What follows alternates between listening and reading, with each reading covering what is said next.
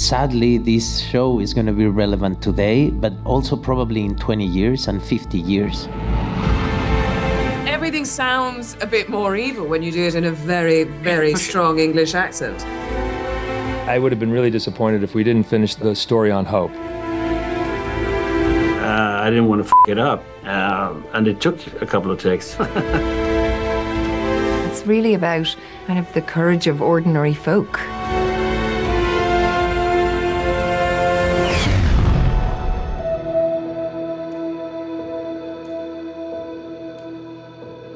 I'll tell you one thing. Tony Gilroy is a very honest writer. He writes about what he cares, what worries him, you know. But this comes years ago, like 6 or 7 years ago. We wanted to tell the story behind this huge sacrifice that some rebels do in Rogue One. And we wanted to tell the story on what gets someone there. What gets you to the point where you are willing to sacrifice everything for a cause. That's what we had in mind, right? What's behind the revolution? And what is this, the social climate, the political climate, you know? What's behind that ultimate sacrifice? And then obviously his writing reflects on the world he lives in, all the recent history he knows and he has studied. He's very well studied, he's very political, he is a very smart man. So all of that comes, right? And there's reference from the past, from his past, from my past, you know, everyone coming here brings their context. The only thing we're not good at is predicting.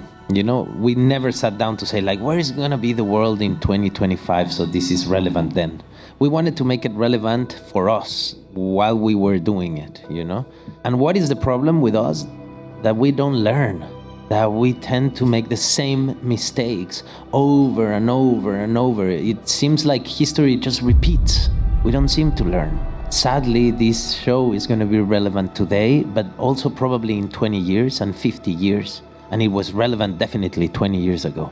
And it's a good reminder, you know, the strength of community. Always is good that someone reminds us what we are capable of if we get together, if we find what connects us, if we make sure that our difference doesn't become the issue between us, you know, but our strength. And I think that's what this show is about. But I think that's what Rogue One is about too, you know, and it was 10 years ago. So I think it feels so relevant because Tony Gilroy is such a good writer, basically. The reason I came on the show was they said, okay, you can have this massive canvas to work with and all these resources and Diego. And you can do the definitive survey of revolution, insurrection, and authoritarian power. And I've been like studying that my whole life with no place to use it. It was like I've spent my whole life reading history, and I was like, oh my God, I can do all these things in here. So for me, the show was always timeless. I am pulling things from 6,000 years of history, from the Haitian Revolution, the Russian Revolution, the American Revolution, the British Revolution. I mean, early Catholicism. I mean, every single thing every book about Zapata I ever read, I could put everything in there. I think it's really sad. I mean, I think the moments of peace and prosperity throughout history are in very short supply. I think most of history is rinse and repeat this sad story. I think if you showed this to somebody, you know, 100 years ago, 300, 400 years ago, 300 years from now, I think it's still relatable. I'm not psychic, and I don't know how. I wasn't psychic to get us here, and I'm not psychic to predict what will happen when the show is released, and we shall see, and you can see me dancing around this question. There is a darkness reaching like rust into everything around us. We let it grow, and now it's here. It's here, and it's not visiting anymore. It wants to stay. The Empire is a disease that thrives in darkness. It is never more alive than when we sleep. As Tony said, it's resonating any time in history. You can release it any time in history, and it would have an actuality of the day politics anyway. But what I liked about it was that Nothing was easy for anybody. And there's no clear good or bad or evil. It's complicated. And complicating it is our duty in a way. Simplifying is not our duty. That's not our job, to simplify reality. We can never make it complex enough to be truthful.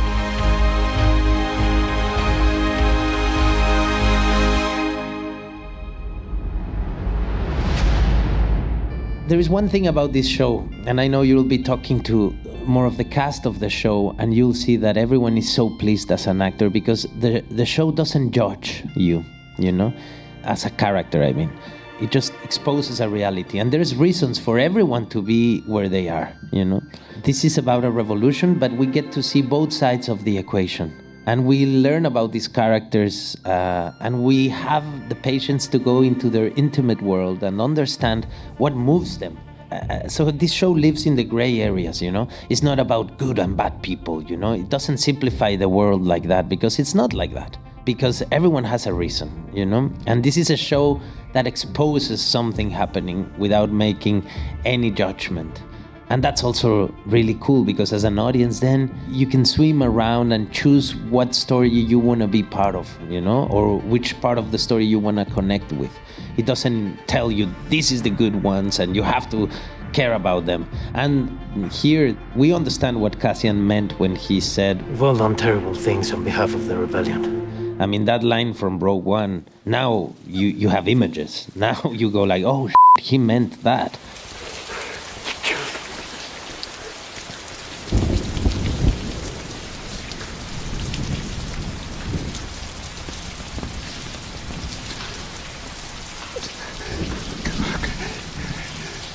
You didn't mean it. He fell. We had a misunderstanding and he tried to grab you and he fell and he hit his head. We're going together. I'll tell them what happened. Oh, damn, that's dark. But yes, of course. And I think the honesty of the show is what makes the show very relevant, because it's honest and bold and open, you know?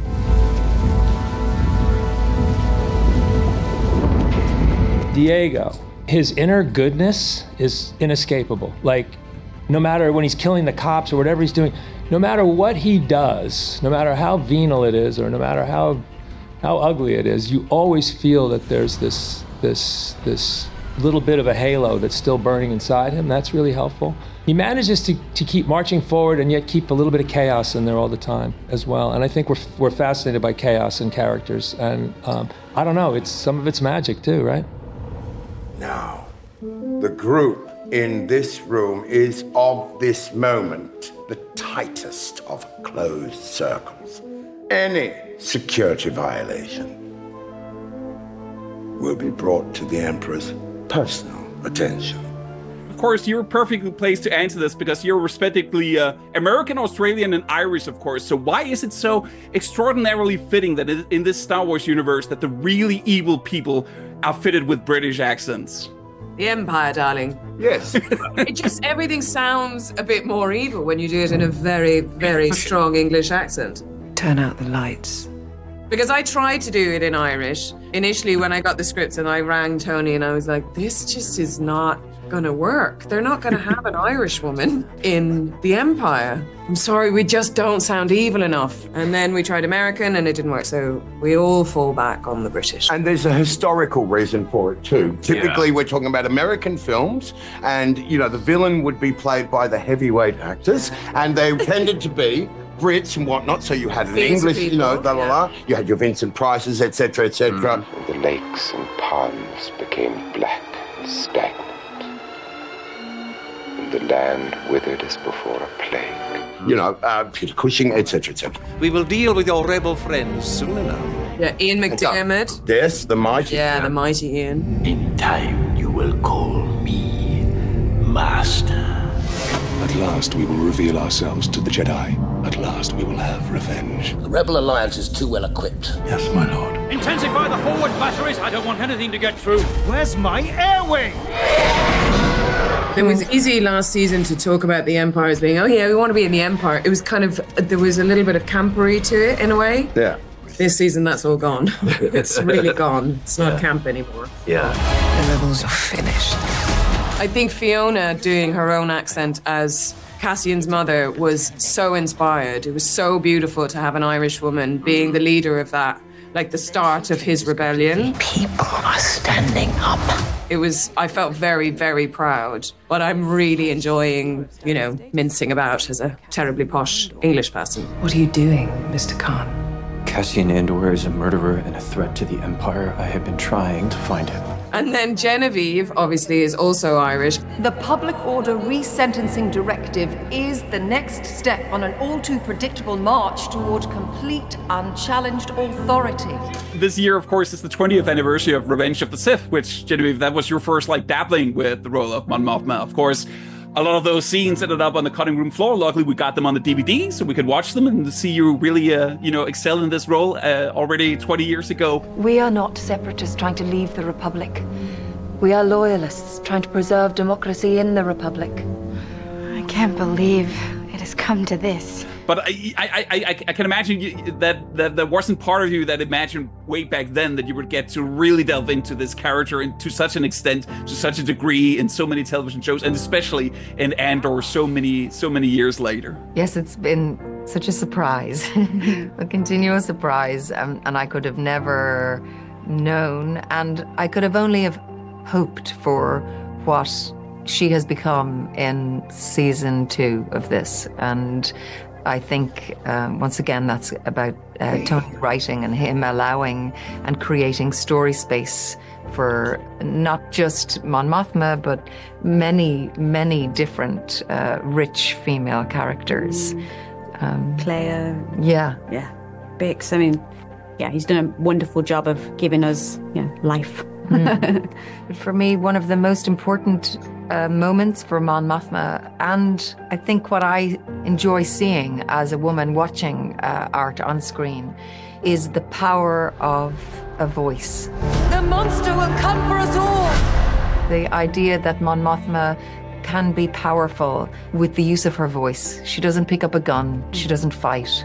That she can stand and that she can use first diplomacy and collective action, but in the end, she uses her voice as a weapon, and she can impact the whole piece and the narrative of certainly her whole story, but also a wider.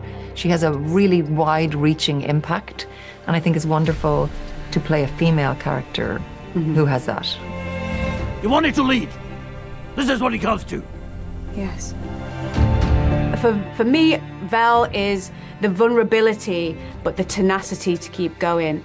The belief in other human beings and wanting to connect and the togetherness. I think a lot of what we don't see in Vel, but certainly what I feel when playing her, is that she just wants to be a part of something, to be connected, to be fighting for others, and to be on the right side of history, and use that voice in any way that she can, But within that, there's vulnerability, and there's pain, and there's struggle, and there's sacrifice. And what do you sacrifice?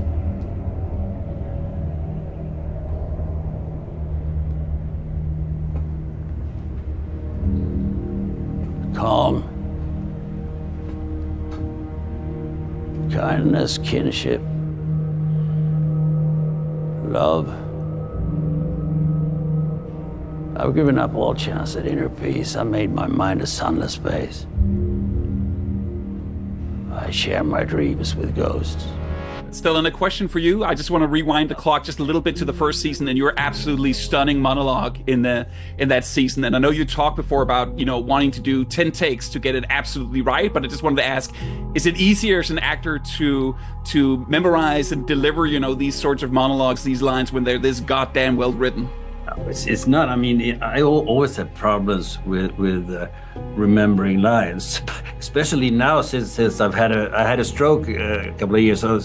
So I have them on in my ear by a prompter. But it's not about remembering the lines. It's about getting onto the right track and keeping your balance on that track.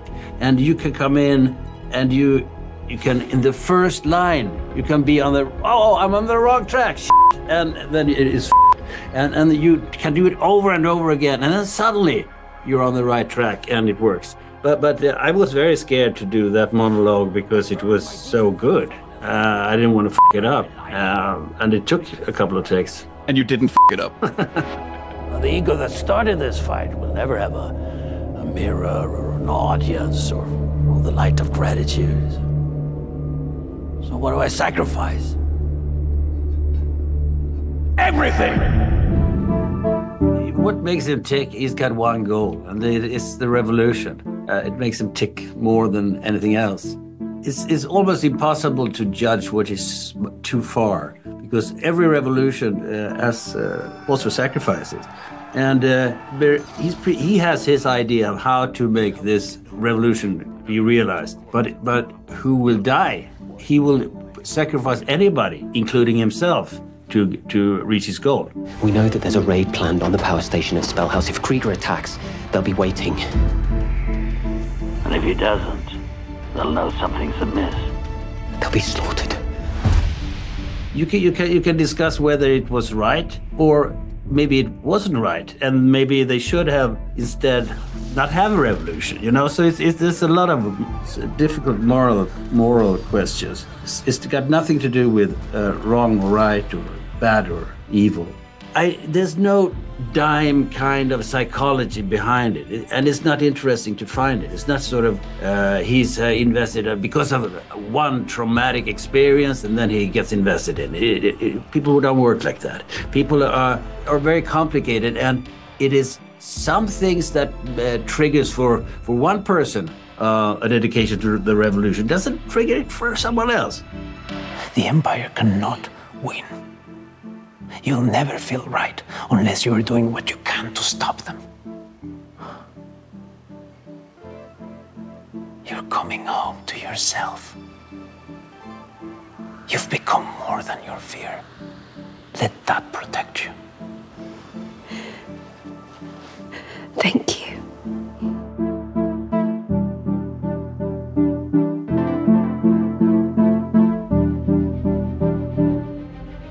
The second season of Andor is obviously very much tied to the story of Rogue One. You want to get out of here? Our rebellion is all that remains to push back the Empire. As you were tying up the knots and building the bridges between the stories, did you ever feel that there were parts of Rogue One that you wish you could have altered in service of the storytelling in Andor? Or was the connection totally seamless? No, I never... There's a couple places where we had to reality check things that had happened in Rogue so we didn't violate them. I mean, the really cool thing about it, starting it was Cassian Andor was all singing, all dancing, perfect warrior spy. Make 10 men feel like 100. And he was just amazing leader, and he's a leader who can lie and seduce and change his mind and plan, and obviously they trust him with this incredible mission. And so my concept was, let's take him back 5 years and let's make him a roach. Let's pick him up on the worst day of his life and let's watch this roach become this butterfly. That was my thesis. We did go back, and the cool thing about Rogue is it moves so fast, he's so enigmatic. The little bits and pieces, the breadcrumbs that were there were exactly helpful for what we needed to do, and there's not too much, he's not overexposed in Rogue. I've been in this fight since I was 6 years old. You're not the only one who lost everything. But there wasn't anything I needed to change, no. I saw the first film in 1977. I watched the first trilogy for sure. No secret, it was never my thing. I wasn't on the bus with that at all. I came on Rogue as a doctor, a mercenary, very much like Cassian Andor, and they're going to Aldhani. And this has benefited me before in many things. Not knowing, not caring is a superpower when people are in trouble. When something's not working, it doesn't help to be a fan. So on Rogue, it was a very different experience. That was like, and I don't talk about that in much more detail than I just did. But that was very clinical experience. This is completely different. This is this is like giving blood. I mean, this has been from the start. This is all in. It was a very, very different experience. And then I learned a little bit of what I had to learn, but the request was to really take the Latin Mass out of the church. It was like really they wanted to change the grammar. They wanted to do things. So it didn't behoove me to go back and fall in love with, Wookiees and lightsabers and stuff. It didn't help. It wasn't helpful to what I had to do. I'll tell you, I mean, I was really young. I was, I guess, 5, 6 years old. All my cousins were older than me. I'm the youngest. And they were all playing with lightsabers. And they were all playing this fantasy world, that I just wanted to belong to. So I was a little late for those first films, but I'm sure the first thing I saw was New Hope. And then Darth Vader came into my nightmares, and it stayed there for quite a long time. I think I started loving cinema through these films. It's probably the first films I watched, but I really wanted to love, because it allowed me to connect with my cousins and to be part of something that looked fun and interesting. And first time I was invited to play Cassian, that was 11 years ago. So much has happened, But I remember there was one thing we used to say with Rogue One. Rogue One is a story about regular people doing extraordinary things. And that film was well received, and audiences really liked it. So then Lucasfilm said, well, let's do a long format show about these regular people. I don't think in the universe of Star Wars, we've ever take time to actually see how people live in this galaxy far, far away, how regular people live in this galaxy far, far away, But then the approach has to be precise and different, We have to find out what is that everyday life in this place. And first they built, for the first season, Ferrex. And Ferrex was like a little city, and everything made sense, and you could get lost in that place, And the sets were real, things work, you push a button and things happen, Doors open, close, there's windows, you warm your food, like everything is real, As real as you can portray something in this galaxy far, far away. So with this one, it's more ambitious. We go through 4 years, so we go to more planets, more realities, more communities. And it's nice to find out how different life can be in these different planets, I am very pleased with the whole team, because the design behind this show is so perfectly crafted, and it has so much attention to detail that acting becomes something really fun and easy, because you are just reacting. You don't have to imagine or picture. We're not working with blue backgrounds or green backgrounds or gigantic screens. No, we're working in the place, in the locations. And we were patient. The story of the crops is interesting because they have to grow. They have to get there. You have to be patient. You cannot just arrive and shoot whenever you want. And that's the way this show works, Like we used to do movies where the location would tell you what you can and what you can't do. We went to Valencia to shoot in an amazing building in Valencia, and the building tells you, gives you the tools you're looking for, and it sets rules. I love that. In season 1, something happened. You remember when it was in Scotland, and they're in the mountains, and they're seeing, where they're gonna go in the morning, and deciding if it's gonna be dangerous or not, and how are they gonna approach. And when we got there, there was a gigantic cloud covering everything. You couldn't see further than a meter, and the scene had to change. And Tony was there, and we rewrote a little bit the lines, and we made the location work, And that accident brings the best of creativity. And this show was done like that, It was really cool and exciting every day to go to work and find out what the location would tell us,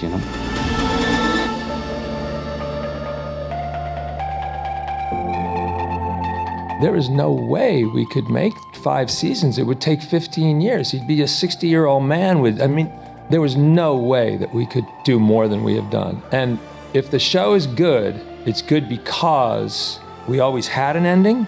And when we started the second season, we knew that we made an investment, that we had to cash the check. We had to do it better than we did before.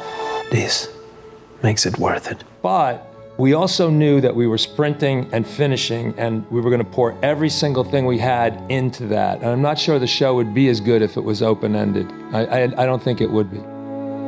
One thing I'm very, very happy with is, even today, you know, when I'm saying goodbye, I'm still in love, not just with the character, but with the story, with the people I'm working with the community I'm creating this wonderful story with. And this is the way to end things, you know, when you're completely passionate and in love about it. Otherwise, makes no sense. I'm saying goodbye to a project that transformed my voice in many ways, you know. I didn't think it was possible to do such a personal and intimate project with all these resources and this reach, you know, because this show gets my work in front of audiences I couldn't even imagine I was gonna see in my life, you know. I'm flying tomorrow to Tokyo to talk about it, and then I'm going to New York, and it's nice to have that reach with something that at the same time feels so personal, you know, because this project has that integrity, you know. I think what Tony and the creatives have made is a show that actually, you can't just sort of sit back and watch it. It forces you to confront things about yourself and the world that you live in and our own history. And what you do with that is what you do with it. But it's really going to hit you in places you didn't expect it to. It's very adult, it's very raw, it's very human. It did that for all of us, and we're in it. Yeah. So it's an experience watching it. It takes it's a lot. This means so much to so many people, and it means just as much to us, and everybody was working on that set and behind the scenes, and it's kind of overwhelming, but you feel a sense of responsibility, but a sense of, I don't know, family and teamwork that we're doing it together, and this is how season 2 certainly felt filming, yeah. Yeah, and it's really about kind of the courage of ordinary folk, you know, how people with different skills, different talents that have to band together, that have to hold hands and stand together and find a courage of the ordinary person to stand against an oppressive force. Remember this, freedom is a pure idea. It occurs spontaneously and without instruction. Random acts of insurrection are occurring constantly throughout the galaxy. There are whole armies, battalions that have no idea that they've already enlisted in the cause. People can put whatever ideological spin they want on it, but the most beautiful, the simplest, and the most non-controversial is that it's about community and the value of community. And the Empire or the fascists or the anti-authoritarians, whatever you want to call them, are all about the destruction of community in all of its levels, on the smallest level and the highest level. And just to speak about hope, I mean, I would have been really disappointed if we didn't finish the story on hope. It's like a t-shirt. Rebellions are built on hope. But it's really true. I mean, if we don't have that, if that light goes out, then I don't know how we would go on. I mean, and so that, I do want to be positive at the end. I do, as heavy as it all is. And I think that, you know, the people who make history, a lot of times, are all the people that are forgotten. You know, a lot of these characters in the show they're the sort of gravel in the road on the way to liberation, and how many people in history are absolutely essential to where we are and the story and the real heroes. You never heard of them, you know, and so you really have to have something hopeful at the end to justify their sacrifice, I think.